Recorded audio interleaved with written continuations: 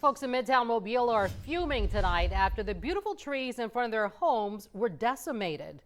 Alabama Power hired a tree cutting service to trim the trees near power lines.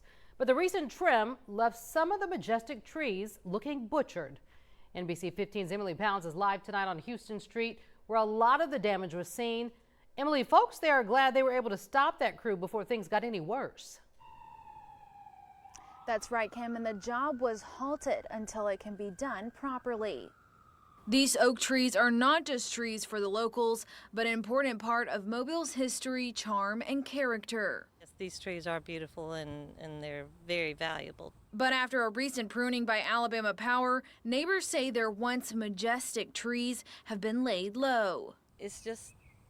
It was a chop job, and I think a little more thought could have gone into it. Mobile's city arborist says Alabama Power has authority from the state to trim trees near power lines. He says the city often works with them to ensure the trees are preserved. And while he says some of the streets were handled properly, others were not. To my left, back behind us, there was some excessive pruning that was done.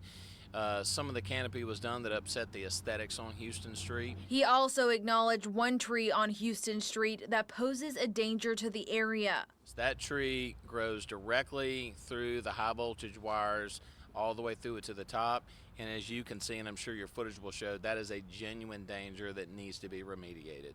Diaz lives off Glenwood Street, an area the city arborist says was handled properly. But Diaz says her street was ruined. Her beloved cedar tree was sliced up, and one oak was left with a gaping hole. She believes the work crews could have been a little more careful. I mean, I understand that Alabama Power is trying to protect us, and I applaud them for that.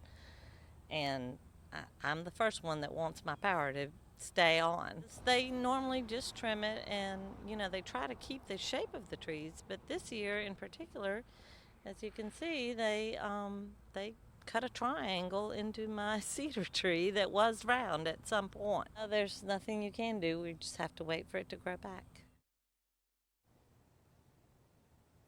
Toller says the city does have a game plan to recover this large oak tree that is behind me. He also says the crews only did half of the job and plan to come back and fix it properly soon. Reporting live in Mobile, Emily Pounds, NBC 15 News.